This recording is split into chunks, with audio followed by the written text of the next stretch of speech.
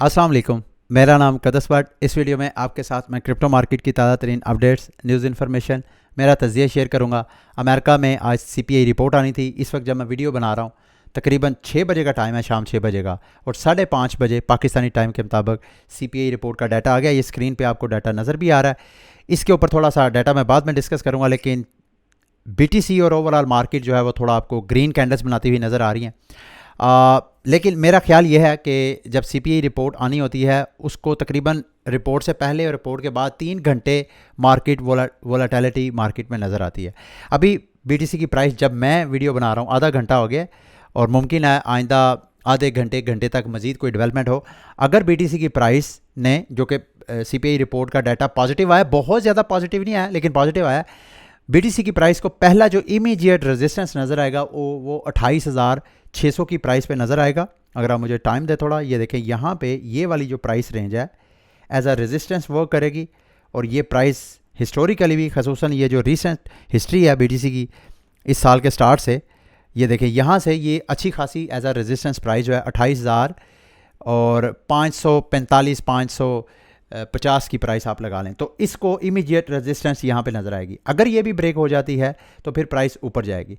इसके चांसेस मुझे कम लग रहे हैं। एक दो मार्केट के जो अच्छे एक्सपर्ट्स हैं जो प्रेडिक्शन करते हैं, उनकी प्रेडिक्शंस सही भी होती हैं, गलत भी होती हैं। वो दो बड़े ट्रेडर्स का मानना यह है कि मार्केट में सेंटिमेंट्स बैरिश हैं, तो मार्केट को बैरिश से बुलिश करने के लिए को बहुत बड़ा कैटलिस्ट डेवलपमेंट चाहिए। अब सीपीआई की रिपोर्ट कहने को तो पॉजिटिव है, अगर आप मुझे थोड़ा इजाज़त दें तो ये देखें यहाँ पे एक्सपेक्ट फोरकास्ट ये की जा रही थी कि अमेरिका में जो महंगाई का डाटा है वो 5% महंगाई होगी ईयर ऑन ईयर, और मंथ 0.4%। अब ईयर ऑन ईयर तो महंगाई जो है वो कम हुई है 4.9%। महंगाई कम होने का क्या मतलब है? महंगाई ज़्यादा होती है तो डॉलर मजबूत होता है, क्योंकि महंगाई जब ज़्यादा होती है इंटरेस्ट रेट बढ़ता है, इंटरेस्ट रेट बढ़ता है तो डॉलर पंप होता है और इन्वेस्टमेंट मार्केट्स डंप होती है। अब चूँकि सीपीआई रिपोर्ट में महंगाई कम आई है, इस वजह से डॉलर जो है वो मजबूत होने की बजाय जो इन्वेस्टमेंट मार्केट्स हैं वो आपको मजबूत होती हुई नज़र आ रही हैं। अब चूँकि मार्केट ऑलरेडी बैरिश थी, तो बैरिश में कोई एक्स्ट्रा ऑर्डनरी सीपीआई रिपोर्ट में परफॉर्मेंस, बुलिश परफॉर्मेंस नज़र नहीं आई। इस वजह से आपको मार्केट फ़िलहाल जब मैं वीडियो बना रहा हूँ इतना ज़्यादा मोमेंटम नहीं है।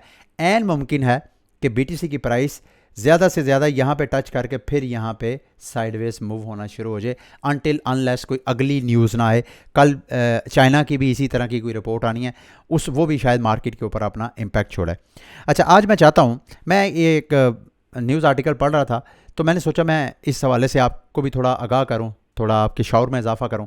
हंगेरियन जो यूरोपीय यूनियन का एक मेंबर है, वो कह रहे हैं जी अभी हम जो सेंट्रल बैंक है उसकी तरफ देख नहीं रहे, लेकिन सेंट्रल बैंक की वजह से जो अनबैंक्ड पॉपुलेशन है उसके हवाले से हम बगौर जायज़ा ले रहे हैं।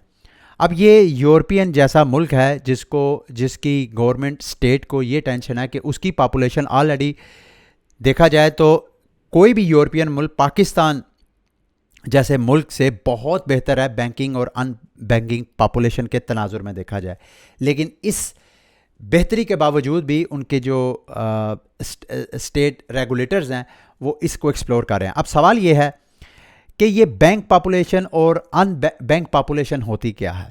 देखिए, बैंक पॉपुलेशन का क्या मतलब है? आम जब हम रूटीन में कोई ट्रांजैक्शंस करते हैं, आप मार्केट में जाते हैं बाय पर्सन, आपके हाथ में कैश होता है या कार्ड होता है, बाय पर्सन आप ट्रांजैक्शंस कर रहे होते हैं, तो आप कैश के ज़रिए या कोई कैश की सूरत में अगर आप बार्टर सिस्टम कर रहे हैं तो एक चीज़ दे के दूसरी चीज़ जो है वो ट्रांजिट कर लेते हैं।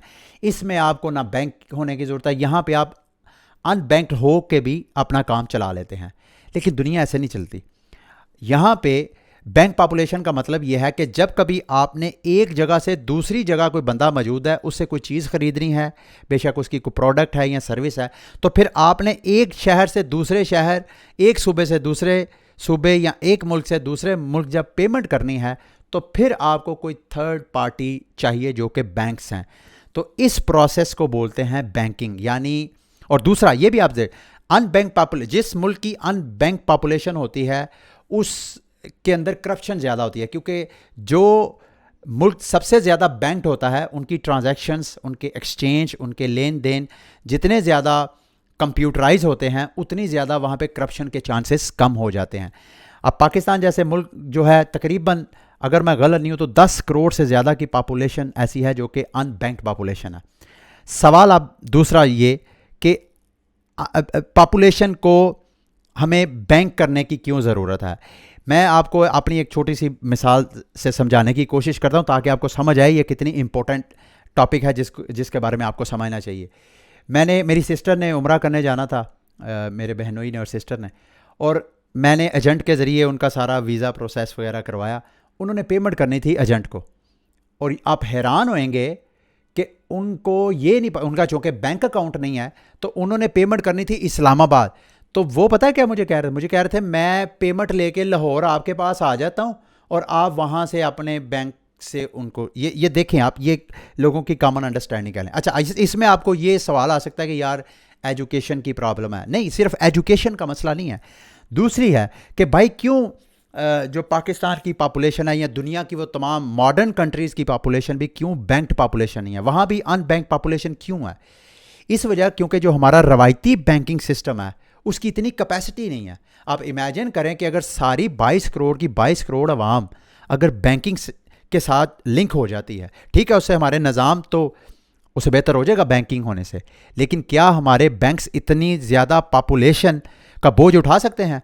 अभी हमारे तकरीबन हाफ पॉपुलेशन ऐसी है जिसका बैंक के साथ कोई ताल्लुक ही नहीं है, और हाफ जो बैंक पॉपुलेशन है वो भी समटाइम आप वर्किंग आवर्स में बैंक जाएं तो लंबी लंबी लाइनें लगी होती हैं, घंटे लग जाते हैं। तो हमारे रवायती बैंकिंग सिस्टम में जान ही नहीं है कि वो सारी पॉपुलेशन को वो बैंक कर दे। अब इस सूरत हाल में दुनिया जो है वो मॉडर्नाइज अपने आप को कर रही है, अपने बैंकिंग सिस्टम को ट्रेडिफाई को, उसके लिए दुनिया CBDC की तरफ जा रही है, सेंट्रल बैंक डिजिटल करेंसी।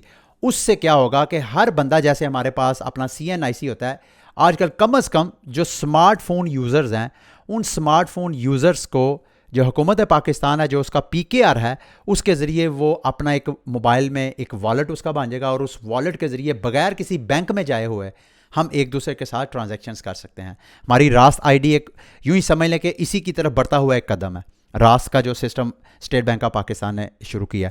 लेकिन CBDC के अंदर भी कुछ लिमिटेशंस हैं। पहले नंबर पे तो CBDC जो है वो स्टेट ओन्ड एक करेंसी है।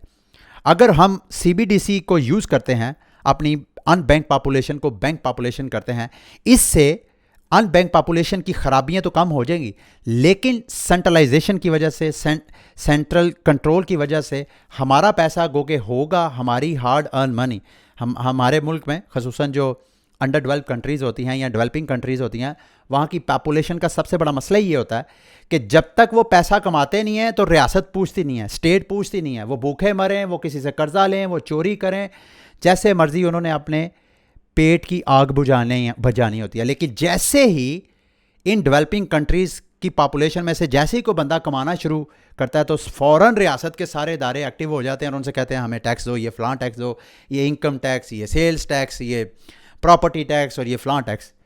ये डायलेमा है हमारे जैसे गरीब ममालिक का।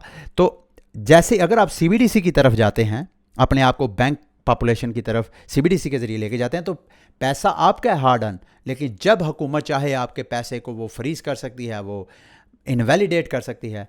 तो इसी वजह से जो बेहतरीन मुतबादल जो सारी दुनिया में, रियासतें, स्टेट्स तो नहीं कहेगी क्योंकि स्टेट ने अपने शहरियों के ऊपर कंट्रोल रखना होता है। ये जो सियासी एलीट है इस वक्त, अपोजिशन और हुकूमत दोनों के मफादात हैं कि स्टेट का कंट्रोल रहे पॉपुलेशन के ऊपर। अपोजिशन भी वो बात नहीं करेगी जो मैं आपको बता रहा हूँ, और हुकूमत तो करेगी नहीं क्योंकि हुकूमत का तो बराह रास्त कंट्रोल है। ये सियासी एलीट कभी भी आपको ये मशवरा नहीं देगी। लेकिन CBDC की बजाय अगर हम किसी ऐसे डिसेंट्रलाइज्ड नेटवर्क को हम यूज़ करते हुए अपनी पॉपुलेशन को बैंक पॉपुलेशन कर लें, तो फिर ये तमाम मसाइल हल हो सकते हैं, जैसे कि एल सल्वाडोर ने किया। एल सल्वाडोर की पॉपुलेशन जो कि तकरीबन, अगर मैं गलत नहीं हूँ तो 80% अनबैंक पॉपुलेशन थी उनकी। हमारी तो ऑलमोस्ट 50% है, उनकी 80% अनबैंक पॉपुलेशन थी। एल सल्वाडोर ने बिटकॉइन को लीगल टेंडर करा दिया। बिटकॉइन के ऊपर एक लेयर 2 लाइटिंग नेटवर्क सोल्यूशन पेश करके एल सल्वाडोर ने अपनी अनबैंक पॉपुलेशन को बैंक पॉपुलेशन किया। एक ऐप के ज़रिए जिन जो मोबाइल यूज़र्स थे, मोर देन 50% अब उनकी पॉपुलेशन जो है वो बैंक पॉपुलेशन है। इससे क्या, करप्शन में कमी। इससे क्या, जितना कुछ है रिकॉर्ड पब्लिक, चूँकि ये पब्लिक लेजर होता है तो कोई बंदा भी पैसे को छुपा नहीं सकता। जब कभी किसी अदारे को किसी भी मामले में तहकीक करनी हो किसी भी इंडिविजुअल से, तो वो इंडिविजुअल से, अदारे से, तो वो बड़ी आसानी से माफ़ कीजिएगा, ट्रांजैक्शंस को वो वेरीफाई कर सकता है। तो ये अनबैंक पॉपुलेशन और बैंक पॉपुलेशन की क्या अहमियत है, मैं चाहता था जितना मुझे इस हवाले से नॉलेज है मैं आपके साथ शेयर करूं। इसी दौरान BTC की प्राइस दोबारा उसी रेजिस्टेंस के बिल्कुल पास जा रहा है। लेट्स सी कि जब तक मैं वीडियो बना रहा हूं कहां तक ये जाती है। अच्छा, अब आते हैं जी बिटकॉइन की मंथली, ये मैं आपके साथ शेयर कर चुका हूं। इथीरियम के हवाले से कुछ इथीरियम के हवाले से अपडेट मैं शेयर करना चाह रहा हूँ, जो कि बड़ी इंटरेस्टिंग डेवलपमेंट है मेरी नज़र में। इथीरियम के वैलिडेटर्स ने ये जो अभी कल मैंने आपको बिटकॉइन के हवाले से बताया था कि बिटकॉइन की इंस्क्रिप्शन की वजह से जो माइनर्स हैं उनका रिवॉर्ड जो है वो इंक्रीज़ हो रहा है। इसी तरह इथीरियम के वैलिडेटर्स का भी पिछले एक हफ्ते से उनका रिवॉर्ड जो है वो बढ़ता जा रहा है। हर हफ्ते का रिकॉर्ड जो है उनका रेवेन्यू जो है वो इंक्रीज़ होता जा रहा है। लेकिन जहाँ हाइप है, ख़ुसूसन बिटकॉइन का जो कोड डेवलपर है ल्यूक, इसने तो खूब तनकीद किया है। उसने कहा कि ये जो बिटकॉइन ऑर्डिनल्स हैं इसकी वजह से बिटकॉइन की जो ब्लॉकचेन है वो कंजेस्ट हो रही है, वो उस पर ट्रैफिक बढ़ने की वजह से गैस फीस बढ़ रही है। तो ये बिटकॉइन के नेटवर्क के लिए ये सही नहीं है। और उसने तो बिटकॉइन ऑर्डिनल्स को स्पैम कहा है और उसने कहा है कि इसको ब्लॉक करना चाहिए। मुझे ऐसा लग रहा है कि ये मुश्किल है। उसकी वजह यह है कि मार्केट के जो बड़े बड़े प्लेयर्स हैं, जिसमें इवन अब तो कहा जा रहा है कि माइकल सेलर भी ये बिटकॉइन ऑर्डिनल्स को सपोर्ट कर रहा है, और माइकल सेलर की नज़र में बिटकॉइन ऑर्डिनल्स जो है वो बिटकॉइन की प्राइस को मज़ीद बुलिश करने में हेल्प आउट करेगा। ठीक है। दूसरा, ये मैंने एक और इथीरियम के हवाले से अपडेट थी, मेजर अपडेट, वो मैंने आपके साथ शेयर करनी थी। इस वक्त जब इथीरियम प्रूफ ऑफ वर्क से प्रूफ ऑफ स्टेक की तरफ गया था, तो सबसे इमीडिएट जो तनकीद इथीरियम के ऊपर हुई थी वो ये कि जितने इथीरियम के वैलिडेटर्स थे उनका तकरीबन एक वक्त था कि 80% जितने वैलिडेटर्स थे वो ओपेक कंप्लायंट थे। ओपेक कंप्लायंट, ओपेक कह रहा हूँ। ओपेक कंप्लायंट क्या होता है? ये एक अमेरिकी ट्रेजरी का एक इदारा है जिसका नाम है office of foreign asset control. यानी अमेरिका इस इदारे के ज़रिए दुनिया भर में जो उसने अपने फॉरेन पॉलिसी के तहत जिस पे पाबंदियाँ लगानी होती हैं कि ये फ़लाँ इदारा या फ़लाँ कंट्री या फ़लाँ इंडिविजुअल के साथ कोई भी शहरी, अमेरिकी शहरी या अमेरिकी कोई फर्म, कोई इदारा वो ट्रांजैक्ट नहीं करेगा, इसने मॉनिटर करना होता है। तो उस वक्त जब इथीरियम प्रूफ ऑफ वर्क से प्रूफ ऑफ स्टेक पे गया था तो 80%, एक वक्त था कि 80% इसके जो वैलिडेटर थे वो कंप्लाइंट थे। यानी अमेरिकी हुकूमत जिस मर्जी ट्रांजैक्शन को चाहती तो वो ब्लॉक कर सकती थी। अब लेटेस्ट अपडेट ये है, ये शंघाई अपग्रेड के बाद वो जो 80% ओफेक कंप्लाइंट थे वो कम हो के तकरीबन 27%, इस वक्त अगर आप मुझे इजाज़त दें आहिस्ता आहिस्ता कम हो, तकरीबन 30% के करीब जो है वो रह गए हैं। और आहिस्ता आहिस्ता आहिस्ता आहिस्ता मुमकिन है ये भी कम हो जाए। और इनमें से ज़्यादा जो ओफेक कंप्लाइंट हैं ये सेंट्रलाइज एक्सचेंजेस हैं, क्योंकि सेंट्रलाइज एक्सचेंजेस ने भी इथीरियम की स्टेकिंग ऑफर करवाई है। उनके भी अपने वैलिडेटर्स हैं, जिसमें ये देखें OKX है, बिटपाई है, सेल्सियस है, बिटफाइनेक्स, ये जितने सेंट्रलाइज प्लेटफॉर्म है जैसे लीडो वगैरह, ये ओफेक कंप्लाइंट हैं। बाकी जो डिसेंट्रलाइज प्लेटफॉर्म्स हैं या जिन्होंने खुद अपनी स्टेकिंग वगैरह की हुई है तो वो ओफेक कंप्लाइंट नहीं है। तो ये मैं सारा भाषण आपको क्यों दे रहा हूँ, ये मेरी नज़र में इथीरियम के ऊपर जो शिकायत थी कि भाई ये तो अमेरिकी इंतज़ामिया जब चाहे कंट्रोल कर सकी, वो आहिस्ता आहिस्ता अमेरिका का कंट्रोल इथीरियम की प्रूफ ऑफ स्टेक के ऊपर, उसके नेटवर्क के ऊपर वो कम होता जा रहा है। तो मेरी नज़र में ये इथीरियम के लॉन्ग टर्म के लिए ये एक बुलिश न्यूज़ थी। चिलीज़ ने अपनी मेन चेन लॉन्च की है। चिलीज़ एक बहुत ब्लू चिप प्रोजेक्ट में आपको कहूँगा एक चेन है। पहले ये इथीरियम के ऊपर एक टोकन था। इनकी अपनी जो कुछ प्लेटफॉर्म है जैसे सोशियो है, गेम यूज्ड है, इसमें अमेरिका कह रहा हूँ दुनिया भर के जो स्पोर्ट्स क्लब हैं इनके साथ इनकी पार्टनरशिप है। ये जो स्पोर्ट्स क्लब हैं उनको फ़ैन टोकन्स लॉन्च करते हैं, जिसमें ये मुख्तलिफ टीम्स, अगर आप थोड़ा सा ये स्क्रीन पे आप नज़र डालें तो ये मुख्तलिफ जो फ़ैन टोकन्स हैं, समटाइम जब कोई स्पोर्ट्स इवेंट स्टार्ट होता है, कोई वर्ल्ड कप वगैरह टाइप स्टार्ट होता है, तो ये जो क्लब्स हैं स्पोर्ट्स क्लब, इनके फ़ैन टोकन की प्राइसेस अच्छा खासा पंप और डंप करती हैं। अभी चिलीज़ ने अपनी मेन चेन अलग से एक लेयर 1 चेन लॉन्च किया है। मुझे ये समझ नहीं आई कि इसने अपनी अलग से चेन क्यों स्टार्ट की है, हालांकि ये चाहता तो ऑलरेडी इथीरियम की जो है वो यूज़ कर रहा था सिक्योरिटी, या आप अगर इन्होंने करना भी था तो इथीरियम के ऊपर ही लेयर 2 सोल्यूशन पेश कर देते जिसमें सिक्योरिटी इथीरियम देता और गैस फीस से बचने के लिए ये लेयर 2 सोल्यूशन पेश कर सकते थे। बहरहाल इन्होंने ऐसे किया, लेकिन मैं एक चीज़ देख रहा था कि इनकी प्राइस जो है पिछले 2-3 दिन से डंप हो रही है, और इस वक्त अगर आप ओवरऑल चिलीज़ के टोकन का जायज़ा लें तो चिलीज़ इस वक्त अपने लोएस्ट प्राइस के ऊपर है। नॉट अ बैड चॉइस मेरी नज़र में इस वक्त इन्वेस्टमेंट करना for long term, for example तकरीबन 6 माह 1 साल के लिए चिलीज़ में इन्वेस्टमेंट करना, और ख़ुसूसन चिलीज़ की प्राइस कब पंप होती है, जब कभी ये स्पोर्ट्स इवेंट आते हैं। और अभी ये जो चिलीज़ है इसकी तो यूटिलिटीज़ भी आ जाएगी। अभी ये जो लेयर 1 इन्होंने चेन स्टार्ट किया उसमें गैस फीस के तौर पे इनका ये जो चिलीज़ टोकन है ये टोकन उधर, तो अभी ये टोकन ब्रिज होगा, इनके जो इथीरियम चेन है वहाँ से ब्रिज होके मेन चेन पे जाएगा, तो इसको आपने अच्छी तरह स्टडी कर लेना, ठीक है।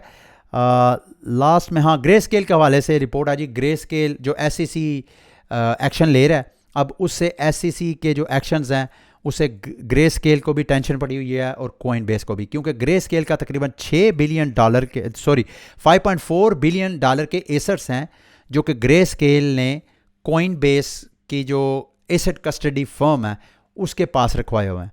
जबकि SEC अमेरिका की सिक्योरिटी एंड एक्सचेंज कमीशन की नई पॉलिसी के मुताबिक वो कहते हैं कि अब अगर ग्रे स्केल के अपने एसेट्स हैं तो खुद उसकी कस्टडी की जिम्मेदारी ले, जबकि ग्रे स्केल कह रहा है कि पिछले हम कुछ 6-7 साल से हमारे एसेट्स जो हैं, पहले एक और फर्म के साथ इन्होंने कॉन्ट्रैक्ट किया था, फिर उसके बाद ये कॉइन बेस के साथ इनका कॉन्ट्रैक्ट है। इन्होंने कहा कि आज तक हमारे एसेट लॉस की कोई कंप्लेंट नहीं है, हम जब थर्ड पार्टी से मुतमिन है तो SEC को क्या इशू है। लेकिन बहरहाल SEC को ओवरऑल जो वहाँ जो पॉलिटिक्स है वहाँ की, वो वहाँ की फ़ैसला साजी पे मुतासिर हो रही है, इस वजह से SEC जो है थोड़ा सा हार्ड टेक ले रहा है जो क्रिप्टो फॉर्म्स हैं उसके अगेंस्ट।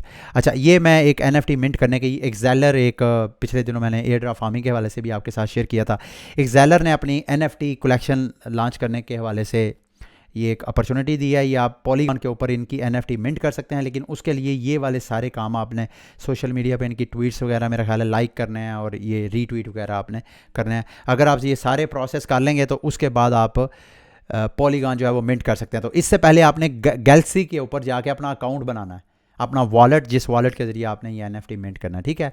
लास्ट में मैं आपको NFT के हवाले से पिछले दिनों ब्लर की लैंडिंग और बारविंग के बारे में बताया था। इस वक्त जब मैं वीडियो रिकॉर्ड कर रहा हूँ तो ब्लर का तकरीबन $30 मिलियन की अभी तक लैंडिंग हो चुकी है ब्लर की, और मेरा अपना बहुत वर्क्स एक्सपीरियंस रहा है। मेरे एक्सपीरियंस से पूछे तो मैं आपको रिकमेंड करूँगा कि ये रिस्क ना लें, क्योंकि मैंने अज़ूकी बाय किया हुआ था और अब मुझे मसला बना हुआ है। जो मेरा लेंडर है वो मुझे कह रहा है मेरे पैसे वापस करो, जो मेरे से उधार लेके आपने NFT बाय किया और मेरे पास पैसे नहीं हैं। तो उससे क्या होगा, अगर फ्लोर प्राइस मज़ीद नीचे जाती है तो मुमकिन है, मैंने 3 इथीरियम जो इन्वेस्ट करके वो अज़ूकी बाकी एक्स्ट्रा लेंडर से लेके अज़ूकी बाय किया था, अज़ूकी भी मेरे से गया और फ्लोर प्राइस डाउन होने की वजह से मेरा इथीरियम भी गया। तो आपने इस तरह का तजर्बा नहीं करना अनटिल अनलेस के आपको कोई अच्छी प्राइस नहीं मिल जाती। इस वक्त अज़ूकी, पहले जब मैंने ये आपके साथ न्यूज़ शेयर की थी उस वक्त अच्छा खासा जो है वो बूम आ चुका था। तो आपने अगर ये इस तरह का रिस्क लेना भी है तो लिस्टिंग से पहले आपने कोई जादू चलाना है, किसी तरीके से आपने वो बाइंग करनी है, ताकि जैसे ही ब्लर जो है उसकी बारोइंग और लैंडिंग एक्टिव करे, उसके बाद उसकी हाइप होगी, तो जैसी हाइप होगी उस NFT को सेल करके आप मार्केट में प्रॉफिट टेकिंग कर सकते हैं, ठीक है। ये थी आज की वीडियो। उम्मीद करता हूँ आज की वीडियो भी आपके लिए इन्फॉर्मेटिव रही होगी। अगली वीडियो तक के लिए मुझे इजाज़त दें। अल्लाह हाफिज़।